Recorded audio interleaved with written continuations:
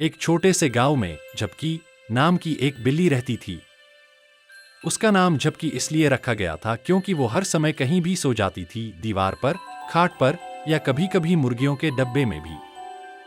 लेकिन उसकी सबसे पसंदीदा जगह थी तालाब के किनारे एक पुराना पीपल का पेड़। गांव के लोग कहते थे कि बिल्ली तो दूध पीने और चूहे पकड़ने के लिए होती है, लेकिन झपकी थोड़ी अलग थी। उसका मन मछलियों में बहुत लगता था। जब भी गांव के लड़के तालाब में मछलियां पकड़ते, झपकी दूर से उन्हें बड़े ध्यान से देखती। एक दिन गांव में बहुत गर्मी थी। सब जानवर भी छांव ढूंढ रहे थे।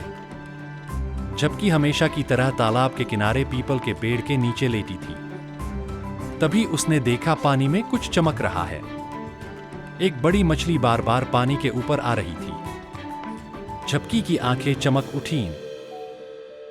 अगर इंसान मछली पकड़ सकते हैं तो मैं क्यों नहीं, उसने सोचा। अब झपकी ने रोज की तरह आराम करने की बजाय एक योजना बनाई। वो रोज तालाब के पास जाती, मछलियों की हरकतों को देखती और समझने लगी कि वे किस समय ऊपर आती हैं और कहाँ रुकती हैं। कुछ ही दिनों में वह मछलियों की चाल समझने लगी। फिर एक दिन सुबह सुबह, जब गांव अभी सो रहा था, झपकी चुपके से तालाब के पास गई।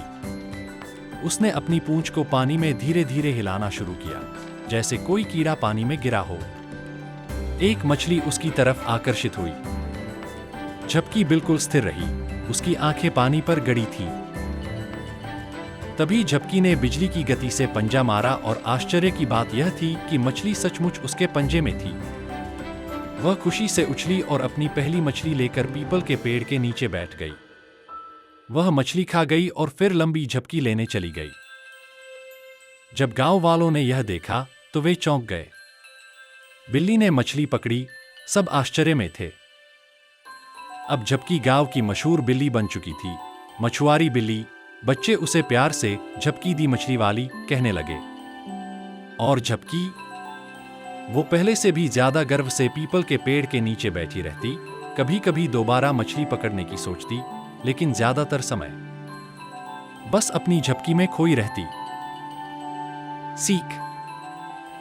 अगर कोई बिल्ली भी सीख सकती है तो इंसान कुछ भी कर सकता है। बस धैर्य, समझ और समय चाहिए।